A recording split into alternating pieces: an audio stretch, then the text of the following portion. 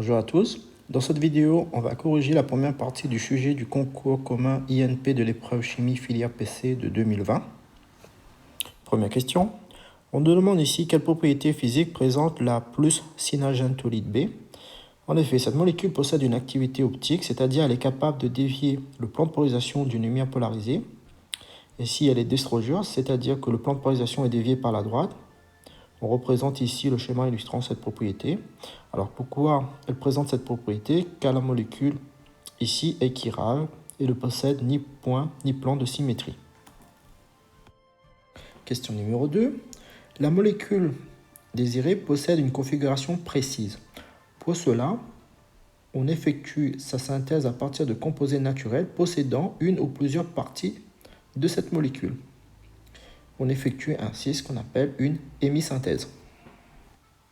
À la question numéro 3, on nous demande de déterminer le descripteur stéréochimique de chacun des centres stérogènes de la forme linéaire acyclique du ribose 1. Ici, on remarque la présence de 3 centres stérogènes. On numérote dans un premier temps la molécule. Pour le carbone numéro 2, on a une configuration R. Attention ici, l'hydrogène est en avant. Donc la configuration ici est l'inverse de S, à savoir une configuration R. Pour le carbone numéro 3, ici l'hydrogène est en arrière. Grâce au classement qu'on a obtenu, la configuration ici pour le carbone numéro 3 est une configuration R. On détermine ensuite la configuration du carbone 4. Grâce au classement qu'on a obtenu, la configuration ici est R. Ici, l'hydrogène est en avant, donc c'est l'inverse de S. Quel est le nom de la molécule? On remarque la présence de fonctions alcool et d'une fonction aldéhyde. L'aldéhyde est prioritaire par rapport à la fonction alcool, qui dans ce cas va se nommer hydroxy. Le nom de la molécule est la suivante, 2, 3, 4, 5, tétrahydroxypentanal. On rajoute également les différentes configurations des centres stérogènes sur le carbone 2, 3 et 4. 2R, 3R, 4R. La réaction qui est à l'origine des formes cycliques est une hémiacétylation. En effet, dans la forme linéaire, la fonction alcool va réagir avec la fonction aldéhyde, d'où le terme hémiacétylation. On va écrire le mécanisme de cette réaction qui s'effectue en milieu acide. La première étape est l'activation de la fonction carbonyle par protonation. On a ensuite une addition nucléophile et on aboutit à la molécule cyclique suivante. Question numéro 5. On demande ici de préciser la relation de stéréochimie liant l'alpha-D ribopyranose et bêta-D ribopyranose. Ces deux molécules sont des diastéréoisomères car on remarque qu'il y a une différence de configuration pour un seul carbone, d'où le fait que ces molécules soient des diastéréoisomères. On nous demande aussi de représenter en perspective le stéréoisomère de configuration le plus stable du bêta-D ribopyranose. On numérote d'abord la molécule. On remarque qu'il y a une fonction hydroxyle vers le haut et 3 fonctions hydroxyle vers le bas. On représente la configuration chaise. On remarque que la fonction alcool sur le carbone numéro 2 est vers le haut, que les fonctions alcool sur le carbone 3, 4 et 5 vers le bas. On remarque que les fonctions alcool positionnées sur le carbone 2, carbone 3 et carbone 5 sont en position équatoriale. Et la fonction alcool positionnée sur le carbone 4 en position axiale. La conformation chaise qui possédera le plus de substituants en position équatoriale sera la plus stable. Ainsi, on vient de dessiner la conformation la plus stable. Si on avait dessiné l'autre conformation, on aurait eu dans ce cas 3 substituants en position axiale et un seul en position équatoriale. Question numéro 6. La grandeur qui permet de suivre la transformation de l'alpha-D ribopyranose en bêta-D ribopyranose est le pouvoir rotatoire. Elle suit la loi de Biot. On va effectuer un tableau d'avancement afin d'intégrer l'avancement chimique volumique. On note X l'avancement chimique, donc l'avancement chimique volumique est égal à X divisé par le volume. Il ne faut pas oublier que la loi de Biot utilise une concentration massique. Une concentration massique est égale à une concentration molaire multipliée par la masse molaire. La loi de Biot est additive et en remplaçant par rapport à ce qu'on a obtenu dans le tableau d'avancement, on a l'expression suivante. Question numéro 7. La réaction conduisant à la formation de l'acétonine est une acétalisation de fonctions alcool qui réagissent avec une fonction cétone. On remarque ici qu'il y a formation de l'eau lors de cette réaction. Les réactifs sont donc la ribofuranose et la propanone. La propanone pourra être utilisée comme solvant. On pourra l'utiliser en grande quantité. Lors de cette réaction, il y a formation de molécules d'eau. On évitera d'utiliser de l'eau car sinon le déplacement de l'équilibre s'effectuerait dans le sens de la formation des réactifs. La réaction s'effectue en milieu acide. On va donc utiliser ici un catalyseur acide. On a le choix entre la PTS et l'acide chlorhydrique aqueux. On évitera donc d'utiliser l'acide chlorhydrique aqueux car elle contient de l'eau. Le catalyseur sera donc la PTS, l'acide paratoluène sulfonique. Comme condition expérimentale, on va donc utiliser comme réactif le ribofurane, le propanone en excès, comme catalyseur la PTS, et on utilisera aussi un chauffage à reflux. Question suivante. Le dispositif qui permet d'enlever l'eau du milieu réactionnel est le Dinstar. Pour cela, on doit utiliser un solvant non miscible à l'eau, un solvant moins dense que l'eau et qui forme un hétéroazéotrope dont la température d'ébullition est inférieure à celle des espèces présentes lors de la réaction. Lors du reflux, la vapeur émise est composée à la fois d'eau et du solvant. Puis, lorsque cette vapeur arrive dans le réfrigérant, elle est condensée. Ainsi, dans le tube décanteur, on aura à la fois du solvant et de l'eau. Au départ, on n'a que du solvant et pendant le chauffage, il y a formation d'eau. Et étant donné que le solvant est moins dense, on pourra éliminer l'eau pendant le chauffage.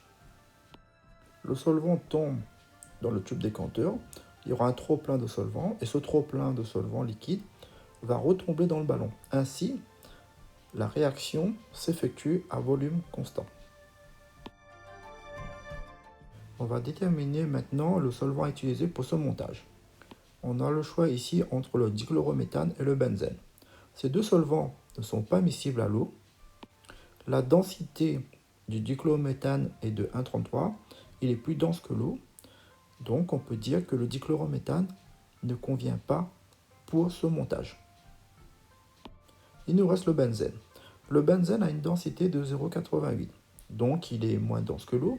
Cependant, la température d'ébullition de l'hétéroazéotrope formé entre le benzène et l'eau est de 69 degrés Celsius. Cette température est supérieure à la température d'ébullition du propanone.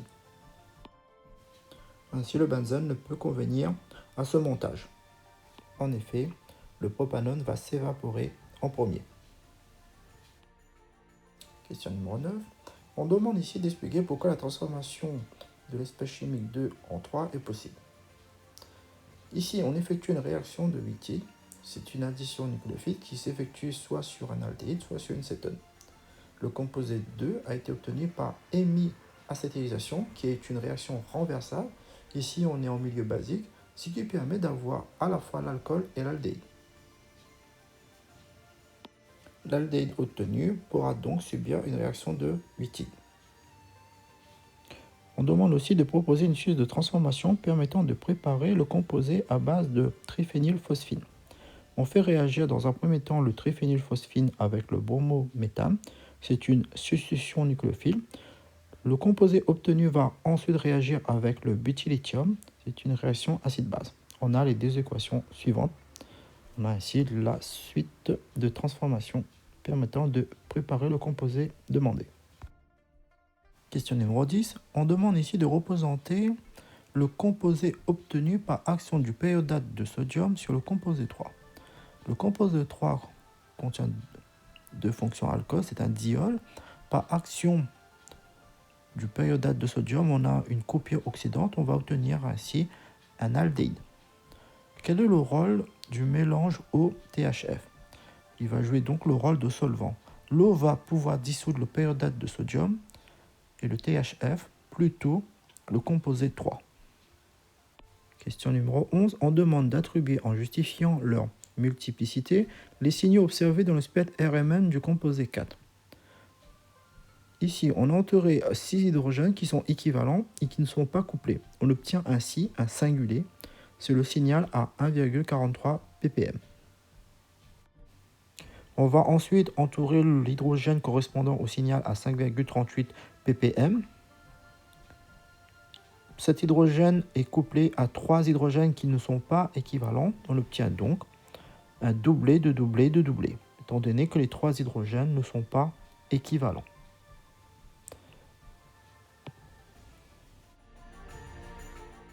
Question numéro 12. On demande ici de représenter le composé 5 qui a été obtenu en faisant réagir la molécule 4 qui contient une fonction alcool avec TSL, le chlorure de 4 toluène sulfonyle. On obtient le composé 5 suivant. Alors quel est l'intérêt? L'intérêt, c'est de transformer la fonction alcool qui était un mauvais groupe partant en un bon groupe partant plus nucléophile. Question numéro 13, on demande ici de proposer un mécanisme réactionnaire rendant compte de la formation du composé 5, en précisant le rôle de la triéthylamine. Le mécanisme de cette réaction est d'abord une addition nucléophile. Cette addition nucléophile est ensuite suivie d'une élimination. Ce mécanisme est analogue à celle observée entre un chlorure d'acyle et un alcool. Le rôle de la triéthylamine est de capter le proton H+, pour éviter la formation du chlorure d'hydrogène qui est un gaz irritant. Question numéro 14. On demande ici d'analyser le protocole opératoire qui permet d'obtenir le composé 5. Dans un premier temps, on rajoute de l'acide chlorhydrique qui va protoner le triméthylamine qui va se retrouver sous forme ionique. Et également, en milieu acide, le 4-méthylbenzyle sulfonique va se transformer en ion H+, et en ion paratoluène sulfonate. Ces ions seront solubles en milieu aqueux. On réalise ensuite une extraction avec le dichlorométhane pour extraire le composé 5 du milieu aqueux. L'ajout d'une solution d'hydrogénocarbonate de sodium permet d'éliminer les traces d'acide restées en phase organique. Le lavage à l'eau permet d'éliminer les ions restés dans la phase organique. Le séchage avec du sulfate de magnésium permet d'éliminer les traces d'eau de la phase organique. Question suivante. Le principe de la chromatographie sur colonne repose sur le même principe que la chromatographie sur couche mince. Elle repose sur une différence d'affinité des composés à analyser entre la phase fixe composée de silice et la phase mobile, les liants. Les liants migrent par gravité dans la colonne. La phase fixe est composée de silice qui est un composé polaire protique. Il va donc plus retenir les composés polaires protiques. L'hexane est un solvant apolaire qui va entraîner les espèces apolaires. L'éthanoate d'éthyle est lui polaire et va donc entraîner les composés polaires. Si on n'utilise que l'éthanoate d'éthyle, les composés ne vont pas se fixer sur la silice, il n'y aura pas de séparation, tout va être entraîné. Et maintenant, si on utilise du cyclohexane, les composés seront peu entraînés, ils seront pratiquement collés à la silice. On va donc utiliser un mélange de cyclohexane et d'éthanoate d'éthyle pour optimiser la séparation. C'est un compromis vis-à-vis de la polarité de l'éliant. Question numéro 16. On demande ici pourquoi lors du passage du composé 5 au composé 6, l'action de LiAlH4 se fait-elle dans le THF? En effet, LiAlH4 réagit avec les solvants protiques. Il doit donc être utilisé dans un solvant non protique comme THF. De même, on évitera d'utiliser le méthanol qui est protique. On demande ensuite d'expliciter l'enchaînement des transformations lors du passage du composé 5 au composé 6. La première étape consiste en une substitution nucléophile et la deuxième étape est la déprotection de l'acétal lors d'une hydrolyse acide.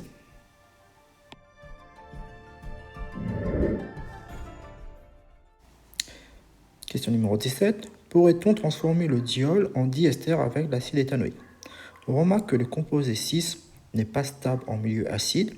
En effet, ce composé va donner naissance à un mélange de produits. Comme ici on utilise l'acide éthanoïque, on sera en milieu acide, donc on ne peut directement utiliser l'acide éthanoïque afin d'obtenir le diester 7. Afin de pallier à ce problème, on va utiliser un dérivé d'acide qui sera plus réactif. Par exemple, on peut utiliser le chlorure d'acyle. Question suivante. On nous demande ici de proposer une structure plane du lactide. L'acide lactique peut se cycliser par double estérification. On obtient ainsi la représentation suivante du lactide. L'absence de bande au-delà de 3100 cm-1 est cohérent avec l'absence de liaison OH.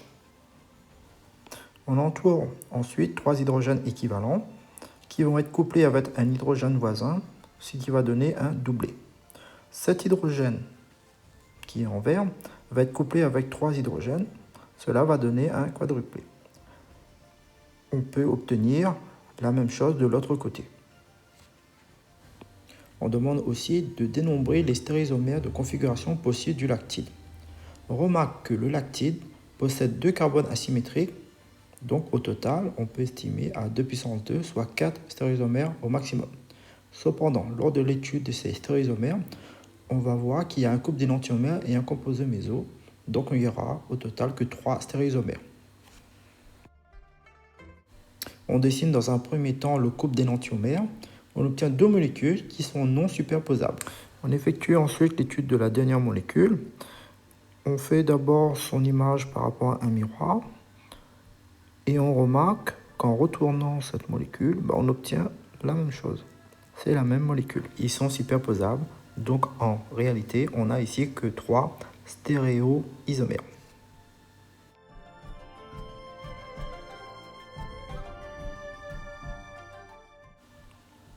Question suivante. On demande ici de proposer une suite de transformations mettant en jeu entre autres une synthèse magnésienne et conduisant à la formation du composé 6 à partir de l'acide lactique. Le composé 6. Ici, on peut entourer une partie qui sera issue de l'organomagnésium, que l'on a représenté en bleu, et l'autre partie en rouge, issue de l'acide lactique. Donc on a, dans cette synthèse magnésienne, la réaction entre un aldéhyde et l'organomagnésium. Cependant, si on fait réagir ces deux composés, il faudra faire attention de ne pas faire réagir l'alcool et l'organomagnésium et donc de protéger la fonction alcool. Dans un premier temps, on va protéger la fonction alcool à l'aide d'un composé à base de silicium. On évitera ici d'utiliser l'éther benzélique car pour faire la déprotection, on doit ensuite utiliser du dihydrogène qui pourrait réagir avec la double liaison. On effectue ensuite une estérification pour obtenir l'ester et on opère ensuite une réduction ménagère pour obtenir l'aldéhyde à l'aide d'un hydrure. On évitera ici d'utiliser LiAlH4 qui est trop réactif et qui donnerait directement un alcool. Ensuite, on fait réagir l'aldéhyde avec l'organomagnésium et on obtient le composé demandé. Bien entendu, il faut déprotéger avant. Pour déprotéger, on utilise l'ion fluorure et on obtient le composé désiré. Pour la préparation de l'organomagnésium, on va utiliser ici un solvant aprotique comme le THF. Comme précaution aussi également, le milieu doit être anhydre et on doit rajouter lentement du bromoéthène. On utilise aussi une atmosphère inerte à base de diazote ou d'argon si on n'a pas une cadachlorure.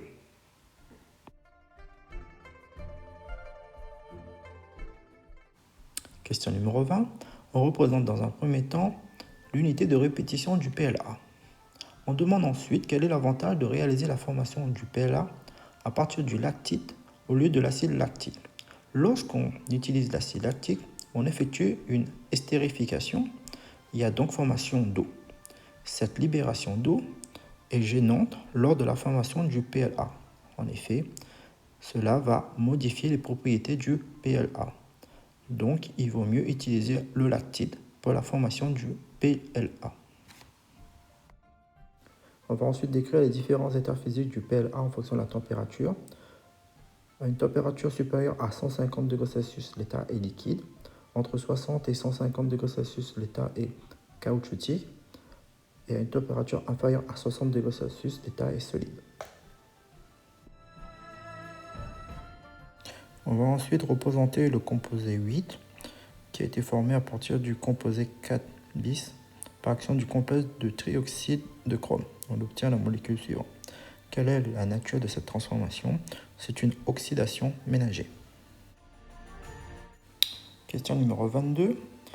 Pour la transformation du composé 8 en composé 9, on va utiliser un organomagnésium. On représente cet organomagnésium. Quel est l'inconvénient de l'utilisation de cet organomagnésium? On aura ici, en l'utilisant, une réaction non diastéréosélective, contrairement à l'utilisation de R-binol.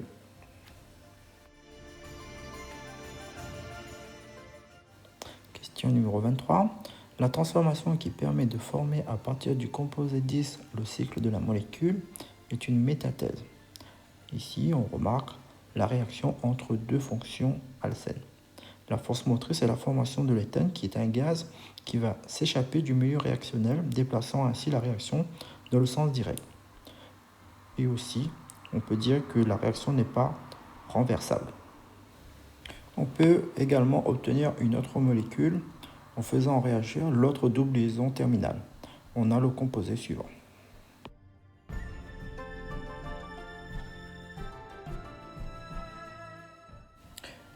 Question numéro 24.